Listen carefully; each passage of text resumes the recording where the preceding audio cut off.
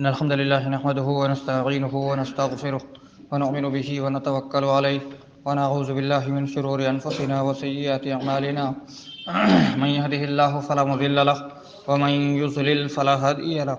وأشهد أن لا إله إلا الله وحده لا شريك له وأشهد أن محمدا عبده ورسوله أما بعد فإن خير الحديث كتاب الله وخير الهدي هدي محمد صلى الله عليه وسلم وشر الأمور محدثاتها وكل محدثة بدعة وكل بدعة ضلالة وكل ضلالة في النار فأعوذ بالله السميع العليم من الشيطان الرجيم بسم الله الرحمن الرحيم ما كان للمشركين أن يعمروا مساجد الله شاهدين على أنفسهم بالكفر أولئك حبطت أعمالهم وفي النار هم خالدون وقال جل شانه وما خلقت الجن والإنس إلا ليعبدون۔ محترم حاضرین، اللہ رب العالمین کے حمد و ثنا اور اس کے پیارے حبیب جناب محمد رسول اللہ صلی اللہ علیہ وسلم پر انگنت بے شمار لاتعداد درود و سلام کے بعد قواعد اربع کا یہ ہفتہ واری درس، دوسرا درس، یعنی ایسے چار بنیادی قاعدے جن کے ذریعے سے ہم اور آپ شرک کی پہچان کر سکتے ہیں کہ کیا چیز شرک ہے اور کون سا عمل یا عقیدہ ہے جس کی وجہ سے انسان مشرک ٹھہرتا ہے اور شرک کے دائرے میں داخل ہو جاتا ہے، توحید سے جو اس کا ناطہ اور رشتہ ٹوٹ جاتا ہے۔ بہت ہی اہم جامع کتاب ہے، مختصر کتابچہ ہے بلکہ، لیکن اب بہت ہی اہم اصولوں کو اپنے اندر سموئے ہوئے اور سمیٹے ہوئے ہے، جن کے الفاظ مختصر ہیں لیکن ایک ایک عبارت اور ایک ایک جملہ جو ہے اپنے اندر سمندر سموئے ہوئے ہے۔ بسم اللہ الرحمن الرحیم وبہ نستعین، اسی سے کتاب کی شروعات ہوتی ہے کہ اللہ کے نام سے شروع کرتے ہیں، جیسا کہ پہلے درس میں میں نے اس چیز کے تعلق سے کافی تفصیل سے وضاحت کی۔ اللہ رب العالمین کے نام سے شروع کی سلف کا طریقہ ہے، وبہ نستعین، بسم اللہ کہنے میں وہ چیز آ گئی ہے لیکن پھر بھی کہا کہ اور اسی اللہ رب العالمین کے ذریعے سے ہی ہم مدد طلب کرتے ہیں، کیونکہ یہ عقیدے کا باب ہے اور جو یہ کتابچہ ہے یا جو چار قاعدے ہیں وہ بھی عقیدے سے تعلق رکھتے ہیں، اسی لیے اس بات کی اور زیادہ تاکید کی کہ اللہ کے نام سے تو شروع کر رہے ہیں اور مدد بھی اسی سے طلب کر رہے ہیں، وَبِهِ نَسْتَعِينُ، اور مدد بھی اسی سے طلب کر رہے ہیں۔ اور یہ عقیدہ جو ہے اسلام کا اتنا بنیادی اہم عقیدہ ہے کہ اس عقیدے کو ہر مسلمان دن میں کئی بار دہراتا ہے، ایک بار اگر روزانہ اس بات کو دہرائے تو بھی کافی ہو جاتا ہے اس کی اہمیت کے لیے، لیکن روزانہ انسان اس بات کو کئی بار دہراتا ہے، ایک بار نہیں۔ اب سوچئے کہ انسان نماز میں کتنی رکعتیں پڑھتا ہے روزانہ؟ فجر کی 2 رکعتیں فرض، اور ظہر کی 4 رکعتیں فرض، عصر کی 4 رکعتیں فرض، مغرب کی 3 رکعتیں فرض، عشاء کی جو ہے 4 رکعتیں فرض۔ اگر صرف فرض کو شمار کیا جائے تو 17 رکعتیں بنتی ہیں۔ جو سنن مؤکدہ ہے جو 12 رکعتیں، وہ اس کے اوپر زائد جو جس کی خاص تاکید کی گئی ہے 17 اور 12 29، اور پلس میں کم از کم اگر ایک وتر کو بھی شامل کر لیا جائے تو 30 پلس، روزانہ 30 پلس انسان، یعنی 30 سے زیادہ بار انسان اس بات کو دہراتا ہے اپنی نماز کے اندر، کیونکہ سورہ فاتحہ کا یہ حصہ ہے، اور ہر نماز کی ہر رکعت کے اندر، ہر نماز کی، چاہے وہ نماز فرض ہو، نفل ہو، سنت ہو، یا جنازے کی نماز ہو، بارش کی نماز ہو، کوئی بھی نماز ہو جس کو صلاۃ کا لفظ کہتے ہیں، جس کو نماز کہتے ہیں، اس کے اندر سورہ فاتحہ پڑھنا ضروری ہے، فرض ہے، رکن ہے، اور اس کے بغیر نماز نہیں ہوگی، کیونکہ پیارے رسول علیہ الصلوۃ والسلام کی حدیث ہے لا صلاۃ الا بفاتحۃ الکتاب، مختلف طرح الفاظ کے ساتھ یہ حدیث مروی ہے، من لم یقرأ بفاتحۃ الکتاب فلا صلاۃ لہ، اور کئی الفاظ حضرت ابو ہریرہ رضی اللہ تعالیٰ عنہ کی روایت کے الفاظ ہیں فہی خداج خداج خداج، کہ وہ باطل ہے باطل ہے باطل ہے، یا ناقص ہے ناقص ہے ناقص ہے، ادھوری ہے، مکمل نہیں ہے، کمپلیٹ نہیں، انکمپلیٹ ہے وہ نماز جس نماز کے اندر سورہ فاتحہ کی تلاوت نہ کی جائے، سورہ فاتحہ کو نہ پڑھا جائے۔ اور سورہ فاتحہ کا حصہ کیا ہے؟ 4 آیت، ایاک نعبد و ایاک نستعین، ہم جو ہے اے اللہ ہم تجھ سے ہی تیری ہی عبادت کرتے ہیں اور تجھ سے ہی مدد طلب کرتے ہیں، تجھ سے ہی مدد طلب کرتے ہیں۔ اس لفظ کو انسان نماز کے اندر بار بار دہراتا ہے۔ پتہ یہ چلا کہ یہ عقیدہ ایک مومن کے لیے بنیادی حیثیت رکھتا ہے اور بہت ہی اہم ہے۔ اسی لیے جو ہے پیارے رسول علیہ الصلوۃ والسلام نے اس سورت کو ہر نماز کی ہر رکعت کے اندر پڑھنے کا حکم دیا ہے۔ جیسے دوسری شروع کی 2 رکعتوں میں تو آپ کو دوسری سورت بھی ملا کر کے پڑھنی ہے، لیکن آخر کی 2 رکعتوں میں صرف سورہ فاتحہ پڑھنی ہے۔ صرف اگر 4 رکعت والی نماز ہے یا 3 رکعت والی نماز ہے تو آخر کی رکعتوں میں صرف آپ کو سورہ فاتحہ پڑھنی ہے، یعنی دوسری سورت آپ کے اوپر پڑھنا کوئی ضروری نہیں ہے، بلکہ سنت یہی ہے کہ دوسری سورت آپ نہ ہی پڑھیں، لیکن سورہ فاتحہ پڑھنی ہے، سورہ فاتحہ پڑھنی ہے، اس کے بغیر نماز۔ اور سورہ فاتحہ کی یہ آیت ہر مسلمان کو دہرانا چاہیے۔ اور سب سے پہلے انسان جو نماز جو ہے قرآن کو سیکھتا ہے تو سورہ فاتحہ کو ہی سیکھتا ہے سب سے پہلے، اور یہ شروع کی آیتیں ہیں۔ گویا کہ اس عقیدے کی اسلام کے اندر بہت ہی بنیادی حیثیت ہے، اور عقیدہ جو ہے بیس ہے، عقیدہ جو ہے بیس ہے، بنیادی حیثیت یعنی بنیاد ہی ہے، بنیاد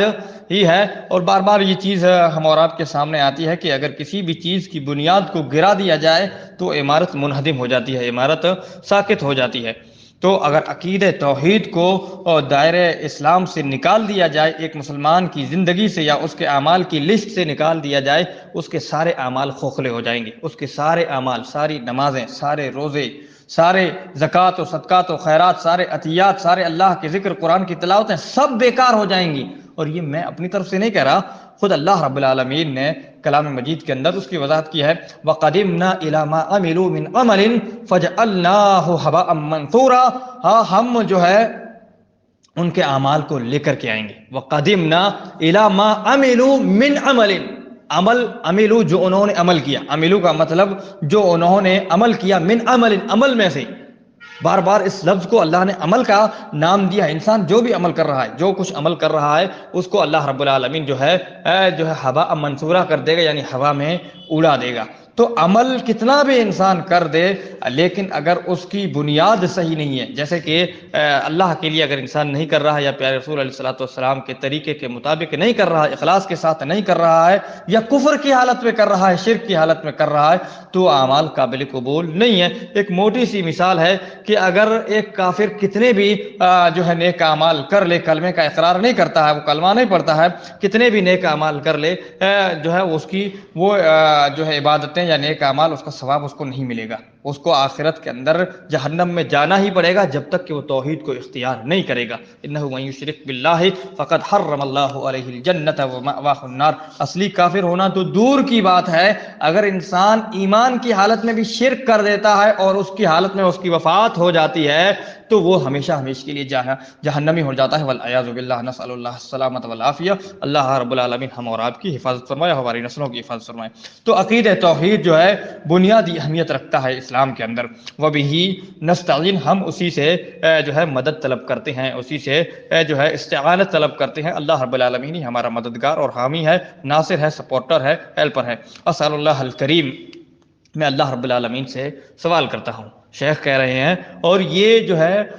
ایک طالب علم کو سکھا رہے ہیں، اور شیخ رحمہ اللہ کی کتابوں میں آپ کو یہ چیز بار بار نظر آئے گی کہ وہ اپنی کتاب کی شروعات ہمیشہ جو ہے سلف کے طریقے کے مطابق، بلکہ اللہ اور اس کے رسول کے طریقے کے مطابق کرتے ہیں، اور طالب علم کو دعائیں دیتے ہیں، طالب علم کو، دین کے سیکھنے والے کو دعائیں دیتے ہیں، اور عقیدے کو سب سے اوپر لیول پر رکھتے ہیں، سب سے ہائی لیول پر رکھتے ہیں، سب سے جو ہے فرسٹ پرائرٹی جو عقیدے کو دیتے ہیں۔ اسأل اللہ الکریم، میں اللہ رب العالمین سے سوال کرتا ہوں جو کہ کریم ہے، بزرگ ہے، رب العرش العظیم، جو عرش عظیم کا رب ہے، بڑے عرش کا رب ہے، ان یتولاک فی الدنیا والآخرہ، کہ وہ آپ کا ولی ہو دنیا کے اندر بھی اور آخرت کے اندر بھی، آپ کا ولی ہو، آپ کا سپورٹر بن جائے، آپ کا مددگار اور ہیلپر بن جائے۔ وَأَن يَجْعَلَكَ مُبَارَكًا أَيْنَمَا كُنْتَ، اور یہ کہ اللہ رب العالمین آپ کو بابرکت بنائے، مبارک بنائے، جہاں کہیں بھی رہیں آپ، آپ جہاں کہیں بھی رہیں یہ اتنا اہم جو ہے مفہوم ہے کہ آپ گھر میں رہیں، بازار میں رہیں، سفر میں رہیں، حضر میں رہیں، آپ کو ہر جگہ بابرکت بنائے۔ آپ صحت میں رہیں یا جو ہے اللہ نہ کرے کوئی آپ کے اوپر تکلیف آئے یا بیماری آئے یا معمولی سا کانٹا بھی چبھے، اس حالت میں بھی آپ بابرکت بن جائیں کہ آپ کی وجہ سے کسی کو کوئی تکلیف نہ پہنچے یا آپ کی زبان سے کوئی ایسا لفظ نہ نکلے ایک جو آپ کے مبارک ہونے کے خلاف ہو جائے، خلاف گواہی دے۔ آپ کو اللہ رب العالمین مبارک بنائے، دنیا کے اندر بھی، قبر کے اندر بھی، آخرت کے اندر بھی، جہاں کہیں بھی آپ چاہے اللہ رب العالمین آپ کو بابرکت بنائے۔ اور یہ برکت بہت ہی اہم لفظ ہے، برکت بہت ہی جامع لفظ ہے۔ کہتے ہیں کہ خیر کا پایا جانا، جس میں زیادہ خیر ہو، جس میں زیادہ بھلائی ہو، اس کو برکت کہتے ہیں۔ برکت کا معنی کیا ہے؟ زیادہ خیر کا ہونا، زیادہ بھلائیوں کا ہونا، زیادہ نیکیوں کا ہونا، اور جو ہے ہمیشہ ہونا نیکیوں کا۔ ایک تو زیادہ تعداد میں ہونا، کوانٹیٹی بھی زیادہ ہو، اور جو ہے وہ ہمیشہ ہو، ریگولرلی ہو، پرماننٹ ہو، اس کو کہتے ہیں برکت۔ اس کو کہتے ہیں مال کے اندر برکت ہو، اولاد کے اندر برکت ہو، صحت کے اندر برکت ہو، امن کے اندر برکت ہو، زندگی اور عمر کے اندر برکت ہو، بیوی بچوں کے اندر برکت ہو، پڑوسیوں کے اندر برکت ہو۔ اور برکت کے کئی مفہوم ہیں کہ پڑوسیوں کے اندر برکت کا مطلب یہ نہیں کہ بہت زیادہ پڑوسی ہو جائے، برکت کا مفہوم ہر چیز کے اعتبار سے ہوتا ہے۔ گاڑی کے اندر برکت ہو کہ گاڑی آپ کو کبھی تکلیف نہ پہنچائے، گاڑی میں پیٹرول کی وجہ سے یا اس کے فیول کی وجہ سے یا اس کے خرچے اور مینٹیننس کی وجہ سے آپ کو کبھی پریشانی اور دقت کا سامنا نہ ہو، یا گھوڑا جو آپ صلی اللہ علیہ وسلم نے سواری کو بابرکت قرار دیا ہے، یا اس چیز کی جو انسان کو تکلیف دیتی ہے، انسان جو مینٹیننس نہیں کر پاتا ہے، اس کے اوپر انسان کو جو مشقت ہوتی ہے، اس کو آپ صلی اللہ علیہ وسلم نے نحوست سے بھی تعبیر کیا ہے بسا اوقات۔ تو اب پڑوسیوں کی برکت یہ ہے کہ پڑوسی اچھے ہوں، آپ کے ساتھ حسن سلوک کرنے والے۔ بہرحال ہر چیز کے اندر برکت ہو، آپ کی جو ہے صحت کے اندر، تندرستی کے اندر، مال کے اندر، اولاد کے اندر، پڑوسیوں کے اندر، آپ کی ہر چیز کے اندر، آپ کے علم کے اندر، آپ کے عمل کے اندر، آپ کی دنیا کے اندر، آپ کی آخرت کے اندر برکت ہو، آپ بابرکت بن جائیں، آپ مبارک بن جائیں۔ وَأَن يَجْعَلَكَ مُبَارَكًا، یہ اتنی جامع دعا جو ہے شیخ نے جو دین کو سیکھنے والوں کو وہ عطا کی ہے، طالب علم کو عطا کی ہے۔ اور یہیں پر بس نہیں کیا، بلکہ یہ پوری 4-5 لائن جو ہے دعاؤں سے انہوں نے شروعات کیا۔ وَأَن يَجْعَلَكَ مِمَّنْ إِذَا أُوتِيَ شَكَرَ، اور یہ کہ اللہ رب العالمین آپ کو بنائے ان لوگوں میں سے جن کو جب دیا جاتا ہے تو شکر ادا کرتے ہیں، جن کو جب عطا کیا جاتا ہے تو شکر ادا کرتے ہیں۔ وَإِذَا ابْتُلِيَ صَبَرَ، اور جب ان کے اوپر آزمائش آتی ہے، وہ کسی چیز میں مبتلا کر دیے جاتے ہیں، کوئی تکلیف پہنچتے تو صبر کرتے ہیں۔ اور یہی مومن کی نشانی ہے، یہی مومن کی نشانی ہے کہ مومن کی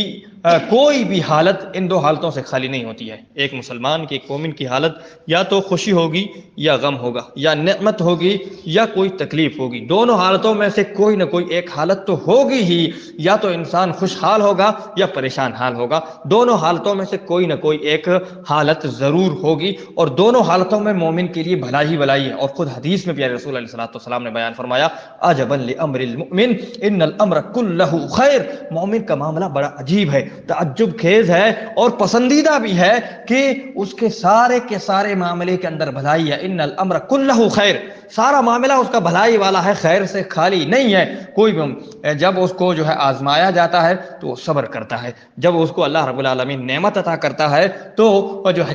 شکر ادا کرتا ہے۔ اللہ کچھ دیتا ہے عام مفہوم میں تو وہ شکر ادا کرتا ہے، کچھ چھین لیتا ہے، چاہے وہ زندگی ہو، چاہے وہ مال ہو، چاہے وہ اولاد ہو، یا کچھ صحت ہو، تندرستی ہو، امن و امان ہو، کچھ بھی چھین لیتا ہے، کچھ بھی چھین لیتا ہے، اس کی جو ہے راحت اور سکون چھین لیتا ہے۔ کچھ بھی کانٹا لگنے سے انسان کی معمولی سی راحت اور سکون چھین جاتا ہے، کوئی بھی چیز اگر چھین لیتا ہے یا دیتا ہے، دونوں حالتیں اس کی بھلائی والی۔ اگر دیتا ہے تو شکر کرتا ہے، اور اگر چھین لیتا ہے تو صبر کرتا ہے۔ یہ مومن کی حالت۔ وَلَيْسَ ذَلِكَ لِأَحَدٍ إِلَّا لِلْمُؤْمِنِ، آپ صلی اللہ علیہ وسلم نے فرمایا کہ یہ صرف اور صرف مومن کی حالت ہوتی ہے، کیونکہ نعمت پر شکر کرنا اور مصیبت پر صبر کرنا یہ مومن کی ہی علامت ہے، اور مومن کے بس کی ہی بات ہے، اور مومن ہی ایسا کر سکتا ہے۔ بہت سارے لوگ ہیں جن کو اللہ نعمتوں سے نوازتا ہے تو وہ جو ہے تکبر کرنے لگ جاتے ہیں، فخر کرنے لگ جاتے ہیں، اپنے آپ کو بڑا سمجھنے لگ جاتے ہیں، ان کا پیر جو ہے عام زبان میں زمین پر نہیں ٹکتا ہے، لوگوں کو حقیر سمجھنے لگ جاتے ہیں، یا جو ہے گناہوں میں مبتلا ہو جاتے ہیں، اور جو ہے مال کی محبت میں، اولاد عبادت کی محبت میں پڑھ کر، کاروبار اور بزنس کی محبت میں پڑھ کر کے اللہ کو، اللہ کے ذکر کو، نماز کو اور دین کو، مسجدوں کو، مدرسوں کو بھلا دیتے ہیں، غریبوں کا احسان بھول جاتے ہیں اور سارے غریبوں کے اوپر احسان کرنا بھول جاتے ہیں اور ساری چیزیں ہو جاتی ہیں الا ماشاء اللہ، الا ماشاء اللہ۔ جس کے اندر یہ چیز نہیں ہے، شکر کرتا ہے، وہ مومن ہے، وہ مومن ہے۔ اور جو نہیں کرتا ہے اس کا ایمان ڈس بیلنس ہو گیا، اس کا ایمان صحیح سلامت باقی نہیں رہا۔ اور اگر تکلیف آتی ہے، انسان واویلا کرتا ہے، ہنگامہ کرتا ہے، شور مچاتا ہے، برداشت نہیں کرتا ہے،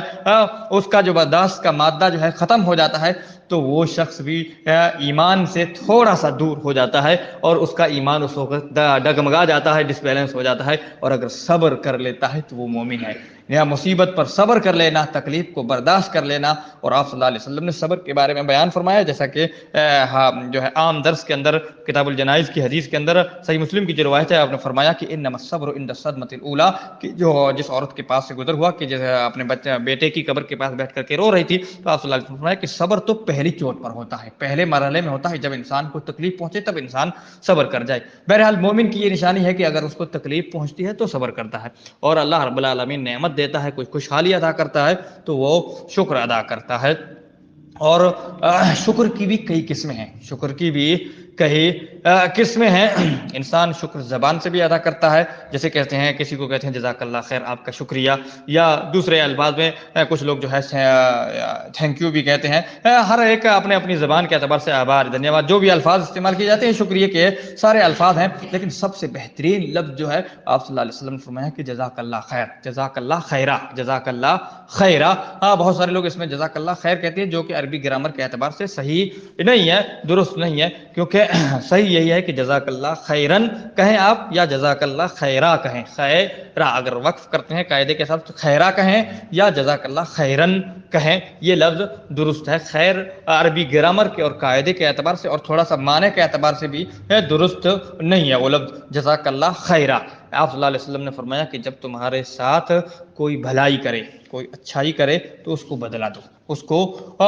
تو کسی نے تمہارے ساتھ اچھا کیا، تم بھی اس کے ساتھ اچھا کرو، کسی نے تم کو گفٹ دیا، تم بھی اس کو گفٹ دو، اور اگر کچھ بھی بدلے کے لیے نہیں پاتے ہو تو اس کو کم از کم دعا دے دو، کم سے کم دعا دے دو۔ اور جزاک اللہ خیرہ دعا ہے۔ آپ کہتے ہیں کہ تھینک یو، شکریہ، آبھار، دھنیہ واد، یہ دعا نہیں ہے، یہ دعا نہیں ہے، آپ نے اس کا شکریہ ادا کیا بے شک، لیکن یہ دعا نہیں ہے۔ لیکن جب آپ جزاک اللہ خیرہ کہتے ہیں تو آپ اس کا شکریہ بھی ادا کرتے ہیں، اس میں شکریہ بھی آ جاتا ہے، اللہ آپ کو بہترین بدلہ دے۔ کب کہتے ہیں آپ اللہ آپ کو بہترین بدلہ، یعنی آپ نے اس کی بات کو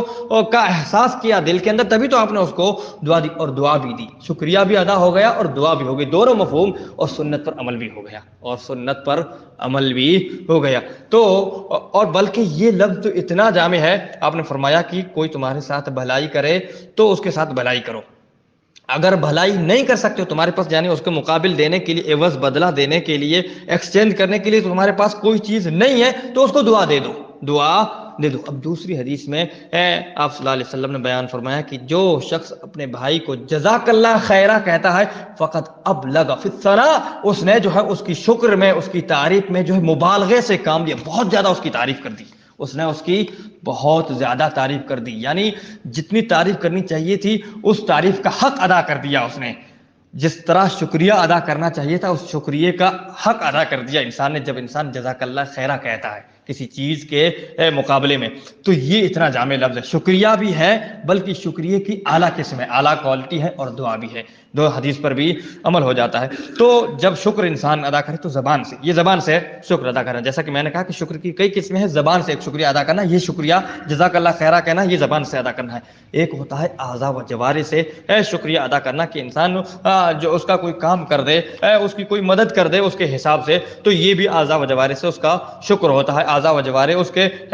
خلاف کوئی دوسری کام نہ کرے جو شکریہ کے خلاف میں آتے ہیں، یعنی حرکت نہ کرے زبان سے یا کسی اور چیز سے، کوئی دوسری انسان ایسا کام نہ کرے، ایسا ایکٹ نہ کرے، ایسا عمل نہ کرے جس سے جو ہے اس شکریہ کے خلاف ہو، یا جس نے احسان کیا ہے، جس نے جو آپ کو عطا کیا ہے اس کے برخلاف وہ عمل شمار کیا جائے۔ تو اعضاء و جوارح سے بھی شکریہ ہو سکتا ہے، اور جیسے انسان نماز پڑھتا ہے اللہ کا شکر ادا کرتا ہے اللہ کی نعمتوں کا، اللہ کی نعمت، حالانکہ اس میں زبان سے بھی شکر ہے اور اعضاء و جوارح سے بھی شکر ہے، اعضاء و جوارح سے بھی شکر ہے، اور جو ہے اس کے علاوہ دل سے بھی شکر ہوتا ہے، دل سے بھی شکر ہوتا ہے۔ کچھ لوگ صرف زبان سے شکریہ ادا کرتے ہیں اور کچھ لوگ تینوں چیزوں سے شکریہ ادا کرتے ہیں۔ جو تینوں چیزوں سے شکریہ ادا کرتے ہیں وہ سب سے اعلیٰ کوالٹی کے مومن ہیں، وہ سب سے اعلیٰ کوالٹی کے مومن ہیں، کیونکہ یہی اللہ رب العالمین کی طرف سے مطلوب ہے کہ انسان، ایک مومن کا، ایک مسلمان کا ظاہر اور باطن دونوں یکساں ہو، دونوں یکساں ہو، کہ جو زبان پر ہو وہی دل کے اندر ہو، جو دل کے اندر ہو وہی زبان پر آئے۔ تو شکر زبان سے بھی ہوتا ہے اور اعضاء و جوارح سے بھی ہوتا ہے اور جو ہے دل سے بھی ہوتا ہے۔ یہ تینوں قسمیں آ سکتے ہیں اور اس کی مختلف مثالیں بھی ہیں۔ مال کے ذریعے سے بھی انسان شکر ادا کر سکتا ہے، یہ عمل میں آتا ہے۔ جیسے انسان زکوٰۃ ادا کرتا ہے، یہ اللہ نے مال دیا، اس کا شکر ادا کر رہا ہے انسان، اور یہ برکت کا بھی ذریعہ اور سبب۔ وَإِذَا ابْتُلِيَ الصَّبْرَ، جب انسان کے اوپر تکلیف پہنچے تو صبر کرے۔ صبر کی بھی تین قسمیں ہیں، صبر کی بھی تین قسمیں ہیں۔ ایک ہوتا ہے جو ہم اور آپ سمجھتے ہیں عام مفہوم کے اندر، کہ انسان کو کوئی تکلیف پہنچے، مصیبت پہنچے، اس پر صبر کرے، اور یہاں اسی لفظ کو خاص طور سے اسی لفظ کی طرف اضافت بھی کی گئی ہے۔ دوسرا صبر ہے نیکیوں کے انجام دینے پر صبر کرنا،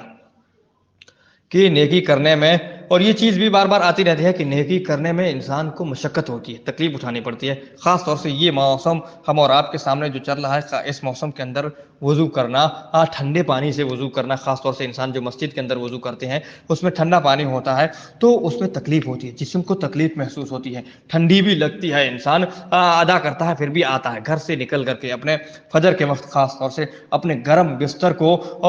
چھوڑ کر کے انسان آتا ہے، اور پانی سے جو ہے اگر نہانے کی ضرورت پڑتی ہے تو نہاتا ہے، یا کم سے کم وضو کرتا ہے، ہاتھ اور پیر دھوتا ہے، یہ بھی بہت بڑی قربانی، اور پھر چل کر کے آتا ہے مسجد کے اندر، یہ بڑی قربانی ہے۔ تو نیکی کو انجام دینے پر انسان صبر کرتا ہے، صبر کرتا ہے، اس کو چھوڑ نہیں دیتا ہے، جو صبر نہیں کر پاتا وہ چھوڑ دیتا ہے، وہ چھوڑ دیتا ہے۔ تو نیکی کے اوپر صبر کرنا، زکوٰۃ ادا کرنا، مال کی محبت انسان کے اندر ہے لیکن پھر بھی انسان جو ہے زکوٰۃ ادا کرتا ہے۔ ان الانسان لحب الخیر لشدید، اللہ رب العالمین نے اس محبت کا اقرار کیا ہے، اعتراف کیا ہے کہ انسان کے دل کے اندر محبت ہوتی ہے، لیکن پھر بھی انسان اس محبت کو دبا لیتا ہے، اللہ کی محبت کو اوپر کر لیتا ہے، تو یہ شخص مومن ہے اور وہ شخص کامیاب ہے۔ ان الانسان لحب الخیر لشدید، جو ہے انسان مال کی محبت میں سخت ہے، اس کا لفظ، اور یہاں جو ہے خیر سے مراد مال، جو مفسرین قرآن نے مراد لیا ہے کہ یہاں جو خیر کی محبت میں سخت ہے، یعنی، اور دیکھیں گے کہ ظاہری مفہوم یہی ہے کہ نیکیوں کی محبت میں تو انسان اتنا سخت نہیں ہوتا ہے، مال کی محبت میں سخت ہوتا ہے انسان۔ تو مال کی محبت، اور 8 چیزوں کا اللہ رب العالمین نے ذکر بھی کیا ہے کہ ان چیزوں سے انسان محبت کر سکتا ہے، لیکن اللہ اور اس کے رسول اور جہاد سے زیادہ یہ محبت نہیں ہونی چاہیے۔ ان 8 چیزوں سے محبت ہو، لیکن اللہ اور اس کے رسول اور دین کی محبت جو ہے اس سے اوپر ہو، دین کی محبت ان سب سے اوپر ہو، تو یہ حقیقی مومن کی نشانی اور علامت ہے۔ تو نیکیوں پر صبر کرنا، حج کرنا ہے، اب ساری نماز کو پڑھنا ہے، وضو بنانا ہے، زکوٰۃ ادا کرنا ہے، حج کرنا ہے، روزے رکھنا ہے، یہ سب صبر کی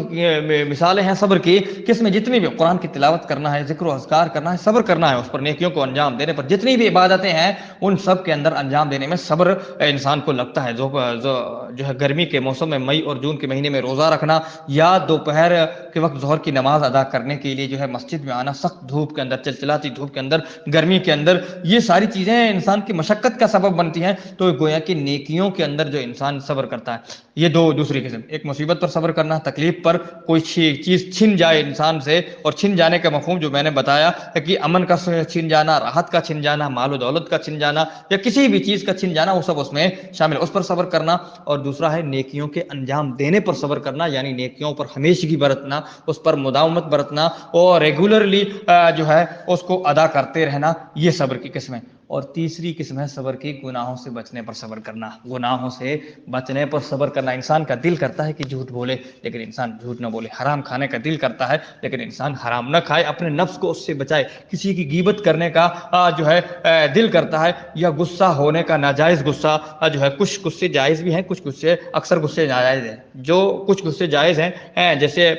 جو ہے انسان جو اپنے ماتحت کے اوپر غصہ کرے، یا بیوی سے یا اولاد سے کوئی حرکت سرزد ہو جائے، تو یہ غصہ جو ہے حاکم کا غصہ ہوتا ہے بسا اوقات تو اس کی شرائط کے ساتھ یہ جائز غصہ ہوتا ہے، لیکن ناجائز انسان غصہ کرے یہ حرام ہے۔ یا آپ کو زبان سے الٹے سیدھے الفاظ گالی گلوچ وغیرہ دینے کا من کرتا ہے، کسی نے آپ کو کچھ کہا، آپ کو یہ من کرتا ہے، لیکن آپ اپنی زبان کو روکتے ہیں، اس گناہ سے بچاتے ہیں، یہ صبر کرتے ہیں آپ۔ اسی طرح جو بھی برائی کرنے کا انسان کو دل کرتا ہے تو انسان اس سے اپنے نفس کو روک لیتا ہے، یہ صبر کی قسم ہے۔ تو صبر کی 3 قسمیں ہیں، صبر کی 3 قسمیں ہیں: نیکیوں کے انجام دینے پر صبر کرنا، گناہوں سے بچنے پر صبر کرنا، اور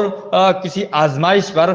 یا کسی چیز کے چھن جانے پر صبر کر دینا، یا کسی تکلیف کے پہنچنے پر صبر کرنا۔ یہ 3 قسمیں ہیں، اور یہ مومن کی مثال ہے جو نعمتوں پر شکر ادا کرتا ہے اور مصیبت میں صبر کرتا ہے، ان تینوں چیزوں کی شکلوں میں وہ مومن ہے۔ اور شیخ رحمہ اللہ نے ہم اور آپ کو یہ دعا دی ہے، کیا دیا ہے؟ اب اس دعا کو پڑھتے ہیں: وَإِن يَجْعَلَكَ مِمَّنْ إِذَا أُوتِيَ شَكَرَ وَإِذَا ابْتُلِيَ صَبَرَ، اور یہ کہ اللہ رب العالمین آپ کو ان لوگوں میں سے بنائے کہ جب ان کو دیا جائے تو شکر ادا کریں، جب ان کو مبتلا کیا جائے کسی چیز میں تو وہ صبر کریں۔ یہ اللہ رب العالمین آپ کو ایسے لوگوں میں سے بنائے، یعنی مومنوں میں سے آپ کو بنا دے، اللہ آپ کو نیک بندوں میں شمار کر دے۔ وَإِذَا أَذْنَبَ اسْتَغْفَرَ، اور جب اس سے گناہ ہو جائے، اللہ آپ کو ان لوگوں میں سے بھی بنائے کہ جب انسان گناہ کرے تو توبہ کرنے کی توفیق مل جائے، اس کو استغفار کرنے کی، معافی مانگنے کی اس کو توفیق نصیب ہو جائے، کہ اگر آپ سے گناہ ہو جائے تو آپ فوراً توبہ کر لیں، استغفار کر لیں، معافی مانگ لیں، اللہ آپ کو ایسے لوگوں میں سے شامل کر لے۔ اور کوئی بھی انسان معصوم عن الخطا نہیں ہے، یہ بنیادی نقطہ ذہن میں ہمیشہ بٹھا لیجئے کہ معصوم ہونا صرف 2 کیٹیگری کے لوگوں کی یا 2 شخصیات کی علامت ہے، ایک یا تو وہ فرشتہ ہے، ایک یا تو وہ فرشتہ ہے، دوسرا یا تو وہ نبی ہے، دوسرا یا تو وہ نبی ہے۔ اور اس کے علاوہ جتنے بھی انسان ہیں، جتنے بھی انسان ہیں، چاہے اللہ کا ولی کیوں نہ بن جائے، چاہے جو ہے ولایت کے اعلیٰ درجے پر، امامت کے اعلیٰ درجے پر کیوں نہ پہنچ جائے، وہ گناہ سے معصوم نہیں ہے، وہ گناہ سے معصوم نہیں ہے۔ اس سے گناہ ہو سکتا ہے، اور ہو جانا یہ اس کے انسان ہونے کی دلیل ہے، گناہ ہو جانا، غلطی ہو جانا، یہ اس کے انسان ہونے کی دلیل ہے۔ کتنے بڑے بڑے عالم گزرے ہوں گے، کتنے بڑے بڑے اللہ کے ولی گزرے ہوں گے، ان سے کوئی نہ کوئی خطا تو ضرور ہوئی ہوگی، لیکن یہ الگ بات ہے کہ ان کی اتنی بڑی نیکیاں تھیں، ان کے اتنے بڑے اعمال تھے کہ ان اعمال کے مقابلے میں وہ غلطی یا وہ گناہ جو ہے کوئی حیثیت ہی نہیں رکھتا ہے اللہ کے یہاں، کیونکہ نیکیاں بھی گناہوں کو مٹا دیتی ہیں۔ ان الحسنات یذھبن السیئات، جو ہے نیکیاں گناہوں کو ختم کر دیتی ہیں، گناہوں کو مٹا دیتی ہیں۔ جیسے کہ عام مثالیں آپ صلی اللہ علیہ وسلم نے اس کی مثالیں بیان فرمائی ہیں، انسان اگر اس کو پڑھنا چاہے اور اس کو جو ہے بیان کرنا چاہے تو بیان کرتے کرتے تھک جائے۔ وضو بنانا یہ گناہوں کو مٹاتا ہے، نماز کے لیے آنا یہ گناہوں کو مٹاتا ہے، درود پڑھنا یہ گناہوں کو مٹاتا ہے، درجات کو بلند کرتا ہے۔ ایک نماز سے دوسری نماز یہ گناہوں کو مٹاتی ہے، ایک عمرے سے دوسرا عمرہ یہ گناہوں کو مٹاتا ہے، ایک رمضان سے دوسرا رمضان جو ہے، ایک جمعے سے دوسرا جمعہ یہ گناہ، اس کے درمیان جتنے گناہ ہوتے ہیں یہ مٹا دیتے ہیں۔ اور خاص طور سے رمضان المبارک کا مہینہ آنے والا ہے، اس کے تعلق سے تو 3 چیزیں آپ صلی اللہ علیہ وسلم نے بیان فرمائی، سیم ٹو سیم الفاظ بیان فرمائے، صرف ایک لفظ کا، ایک ورڈ کے فرق کے ساتھ آپ صلی اللہ علیہ وسلم نے، اور تینوں روایتیں صحیح بخاری کی ہیں یا صحیح مسلم کی ہیں، ایک دم صحت کے اعلیٰ درجے پر ہیں۔ من صام رمضان ایمانا واحتسابا غفر له ما تقدم من ذنبی، جو ایمان کی حالت میں اور ثواب کی نیت سے روزہ رکھے، سامہ کا لفظ ہے، جو روزہ رکھے ایمان کی حالت میں ثواب کی نیت سے، اس کے سارے گناہ معاف ہو جاتے ہیں۔ من قام، سامہ کی جگہ قام ہے، یعنی سواد اور قاف کا صرف فرق ہے، سواد اور بڑے قاف کا صرف فرق ہے، الف اور میم تو سیم ہے۔ من قام رمضان ایمانا واحتسابا غفر له ما تقدم من ذنبه، ایک ورڈ کا بھی نہیں بلکہ ایک حرف کا فرق ہے، ایک لفظ اور ایک کلمے کا نہیں بلکہ ایک حرف کا فرق ہے، اور اس پر بھی یہی فضیلت۔ جو قیام کرے، تراویح کی نماز ادا کرے رمضان المبارک کے مہینے میں، اس کے سارے گناہ اللہ رب العالمین معاف کر دیتا ہے۔ اور ایک خاص لفظ کا اضافہ کیا قامہ کے ساتھ، من قام لیلۃ القدر ایمانا واحتسابا غفر له ما تقدم من ذنبه، جو قدر کی رات میں قیام اللیل کرے، تراویح کی نماز ادا کرے، تہجد پڑھے، رات کو جاگ کر کے اللہ کی عبادت میں جاگ کر کے گزارے، اس کے سارے گناہ معاف ہو جاتے ہیں۔ رمضان المبارک کا یہ لفظ ہے اور لیلۃ القدر رمضان المبارک میں ہی ہے، تو یہ 3 چیزیں رمضان المبارک سے تعلق رکھتی ہیں۔ رمضان کے ساتھ روزے کا ذکر کیا تو اس کے ساتھ رمضان کی اضافت کی، من صام رمضان، من صام رمضان، من قام رمضان، من قام لیلۃ القدر۔ یہ تینوں الفاظ آپ صلی اللہ علیہ وسلم نے بیان فرمائے، اور تینوں کے اوپر سیم خوشخبری اور سیم ثواب اور سیم اجر کہ اس کے سارے گناہ معاف ہو جاتے ہیں۔ بہرحال اس کی کئی مثالیں ہیں، گناہ کے معاف ہونے کی کئی مثالیں، اور یہ ساری جو مثالیں میں نے دی ہیں، ابھی جتنی بھی مثالیں دی ہیں، سب صغیرہ گناہوں کے معاف ہونے کی مثالیں ہیں، کبیرہ گناہوں کے معاف ہونے کی مثالیں نہیں ہیں۔ صغیرہ گناہوں کے چھوٹے چھوٹے گناہ جو انسان سے، اور کبیرہ گناہ کی تعریف شاید میں نے پچھلے درس میں کی تھی کہ ہر وہ گناہ جس کے اوپر قرآن کے اندر وعید ہے، یا حدیث کے اندر، قرآن یا حدیث کے اندر سخت وعید آئی ہے، یا جہنم کی وعید آئی ہے، یا اس شخص کو کافر یا منافق قرار دے دیا گیا، یا یہ کہا گیا کہ وہ ہمارے طریقے میں سے لیس منا کہہ کر کے، یا جو ہے دنیا کے اندر اس کی کوئی سزا مقرر کر دی گئی ہے، یا اللہ کی لعنت کا ذکر کیا گیا اس کے ساتھ کہ ایسا کرنے والے کے اوپر اللہ کی لعنت ہو یا اللہ کا غضب ہو، یہ سارے الفاظ جس میں ذکر کیے گئے ہیں، یا سخت دھمکی دی گئی ہے، سخت الفاظ کے اندر دھمکی دی گئی ہے، تو وہ گناہ کبیرہ ہے، وہ گناہ کبیرہ ہے۔ یہ گناہ کبیرہ کی تعریف، یا جس گناہ کے بارے میں کہا گیا کہ ایسا کرنے والا جنت میں نہیں جائے گا، یا ایسا کرنے والا جہنم میں جائے گا، جنت میں نہیں جائے گا کہا گیا ہو، یا یہ کہا گیا ہو کہ جہنم میں جائے گا۔ تو یہ مختلف الفاظ ہیں گناہ کبیرہ کی پہچان کے، مختلف علامات ہیں کہ لعنت کا ذکر کیا گیا ہو، جہنم میں جانے کا ذکر کیا گیا ہو، جنت میں نہ جانے کا ذکر کیا گیا ہو، غضب کا ذکر کیا گیا ہو، دنیا کے اندر یا آخرت کے اندر کوئی سزا مقرر کر دی گئی ہو، یا سخت الفاظ کے اندر اس کی مذمت بیان کی گئی ہو، یا یہ کہا گیا ہو کہ ایسا کرنے والا مسلمانوں کے طریقے میں سے نہیں ہے، یا ایسا کرنے والا کافر ہو جاتا ہے، یا ایسا کرنے والا دائرہ اسلام سے خارج ہو جاتا ہے، یا ایسا کرنے والا منافق ہو جاتا ہے، یا ایسا کرنے والا بدعتی ہو جاتا ہے۔ تو یہ سارے کام جو ہے گناہ کبیرہ کی لسٹ میں آتے ہیں، یہ سارے گناہ، تو گناہ کبیرہ معاف نہیں ہوں گے ان اعمال سے۔ یہ جو میں نے بتلایا کہ یہ جو گناہ معاف ہوتے ہیں، یہ گناہ معاف ہوتے ہیں ان عملوں کی وجہ سے، جتنی بھی مثالیں میں نے بیان فرمائی ان سے صغیرہ گناہ معاف ہوتے ہیں۔ صغیرہ، کبیرہ گناہ کے لیے توبہ شرط ہے، کبیرہ گناہ کی معافی کے لیے توبہ شرط ہے، اسی لیے کہا کہ اذا اذنب استغفر، کہ جب وہ گناہ کرے تو استغفار کر لے، کیونکہ کبیرہ گناہ کے لیے توبہ شرط ہے۔ صغیرہ گناہوں کو تو نمازیں جو ہے ختم کر دیتی ہیں، روزے ختم کر دیتے ہیں، تراویح ختم کر دیتی ہے، وضو ختم کر دیتا ہے، مسجد کی طرف چل کر کے جانا ختم کر دیتا ہے، اللہ کے رسول صلی اللہ علیہ وسلم کے اوپر درود بھیجنا یہ ختم کر دیتا ہے۔ صغیرہ گناہوں تو اس سے بھی مٹ جاتے ہیں۔ تو معصوم صرف دو ہی کیٹیگری کے انسان ہیں، یا دو ہی کیٹیگری کے لوگ ہیں، ایک تو فرشتے اور دوسرے نبی، باقی اس کے علاوہ جتنے بھی انسان ہیں کوئی بھی معصوم نہیں، ان سے غلطی ہو سکتی ہے، اور غلطی ہو جائے تو اس کا احساس انسان کو پیدا ہو، یہ انسان ہونے کی علامت ہے۔ غلطی ہو جائے اور اس کا احساس پیدا ہو، کیونکہ حضرت آدم علیہ السلام سے بھول ہوئی تو غلطی ہوئی، تو حالانکہ وہ گناہ نہیں کہہ سکتے اس کو، لیکن غلطی ہوئی، انہوں نے فوراً اس کا استغفار کر لیا، انہوں نے فوراً اللہ رب العالمین سے معافی مانگ لی اور اپنی غلطی کا اقرار کیا، اعتراف کیا۔ قالا ربنا ظلمنا انفسنا وان لم تغفر لنا وترحمنا لنكونن من الخاسرین، صرف یہ نہیں کہا کہ اے اللہ ہم کو معاف کر دے، بلکہ اپنی غلطی کا اعتراف کیا، کہا ہم نے اپنی نفسوں کے اوپر ظلم کیا ہے، ہم نے اپنی نفسوں کے اوپر ظلم کیا ہے، وان لم تغفر لنا وترحمنا لنكونن من الخاسرین، اگر تو ہمارے اوپر رحم نہیں کرے گا اور ہماری مغفرت نہیں کرے گا تو ہم نقصان اٹھانے والوں میں سے ہو جائیں گے۔ اور ایک غلطی شیطان سے بھی ہوئی، لیکن شیطان نے اپنی غلطی کا اقرار نہیں کیا، اعتراف نہیں کیا، بلکہ ہٹ دھرمی اختیار کر لی۔ تو غلطی ہو جانا یہ انسان کی نشانی ہے، اور غلطی ہو جانے کے بعد توبہ کر لینا یہ بھی انسان کی نشانی ہے، لیکن غلطی ہو جانے کے بعد غلطی کا دوبارہ اقرار کرنا، اس پر اڑ جانا، یہ شیطان کی علامت ہے، یہ شیطان کی علامت ہے۔ اور غلطی نہ کرنا جو ہے یہ فرشتوں کی علامت ہے۔ انبیاء کا ذکر اس لیے کیا، وہ انسان ہی ہیں، لیکن اس لیے کیا کہ معمولی غلطیاں تو بھولے تو ہو سکتا ہے، ان سے انسانیت کے ناطے ہو جائیں، لیکن اللہ رب العالمین کا حکم آ جانے کے بعد گناہ کبیرہ سے اللہ نے ان کو محفوظ رکھا ہے، گناہ کبیرہ سے ان کو اللہ رب العالمین، سارے نبیوں کو، رسولوں کو اللہ رب العالمین نے گناہ کبیرہ سے محفوظ رکھا ہے، کوئی بھی ایک بھی گناہ کبیرہ ان کی زندگی میں سنگل بھی گناہ کبیرہ نہیں انجام ہوا، یہ اللہ رب العالمین کا خاص کرم تھا کہ اللہ رب العالمین نے ان کو محفوظ رکھا۔ باقی کوئی بھی انسان کتنا بھی ولی کیوں نہ ہو وہ اس سے محفوظ نہیں ہو سکتا، جب محفوظ نہیں ہو سکتا ہے تو گناہ ہو سکتا ہے، اور گناہ ہو جانا کے بعد استغفار کر لینا یہ جو ہے اس کے مومن ہونے کی نشانی ہے، اس کے انسان ہونے کی نشانی ہے، اللہ کے محبوب بندے ہونے کی نشانی ہے، اللہ کے پسندیدہ بندے ہونے کی نشانی ہے، کیونکہ اللہ رب العالمین نے فرمایا کہ وَإِن تَتَوَلَّوْا يَسْتَبْدِلْ قَوْمًا غَيْرَكُمْ ثُمَّ لَا يَكُونُوا أَمْثَالَكُمْ۔ اس کی تفسیر کے اندر جو ہے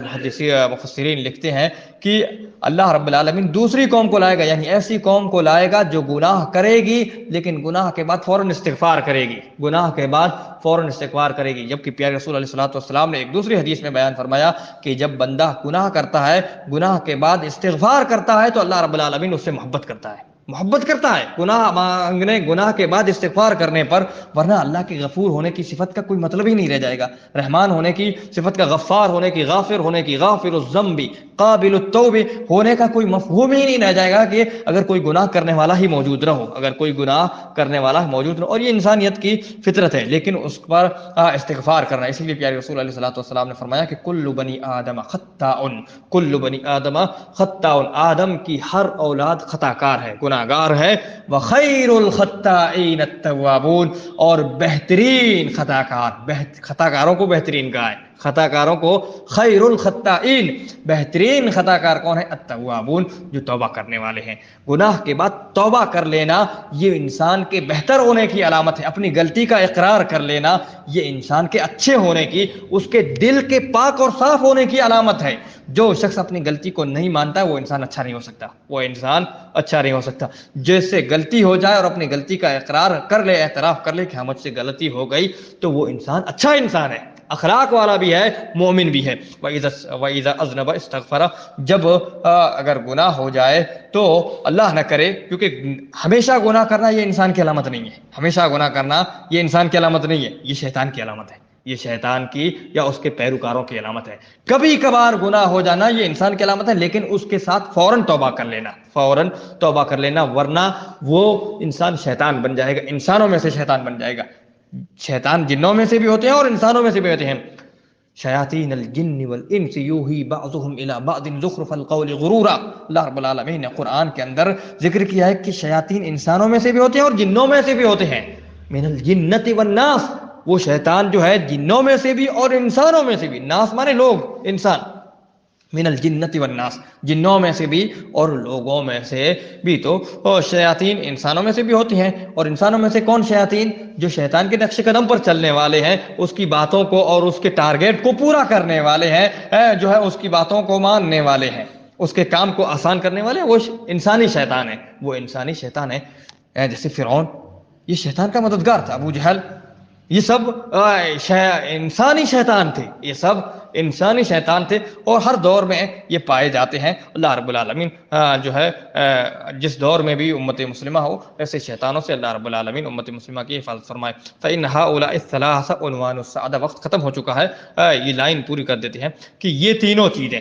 تینوں چیزیں خوش بختی کی اور خوش قسمتی کی علامت ہیں، کیونکہ انسان ان تینوں چیزوں سے تو خالی نہیں ہو سکتا ہے، انسان ان تینوں چیزوں سے خالی نہیں ہو سکتا ہے کہ نعمت بھی ملتی ہے انسان کو اور مصیبت بھی آتی ہے انسان کے اوپر، اور انسان گنہگار، خطا کا پتلا ہے، انسان کا معنی ہی ہوتا ہے بھولنے والا، انسان نسیان کا معنی بھولنے والا، وہ لفظ اسی سے بنا ہے۔ تو انسان سے غلطی بھی ہو سکتی ہے، کبھی کبھار غلطی بھی ہو سکتی ہے، تو اس پر استغفار کر لینا یہ انسان کے نیک ہونے کی، خوش بخت ہونے کی، سعادت مند ہونے کی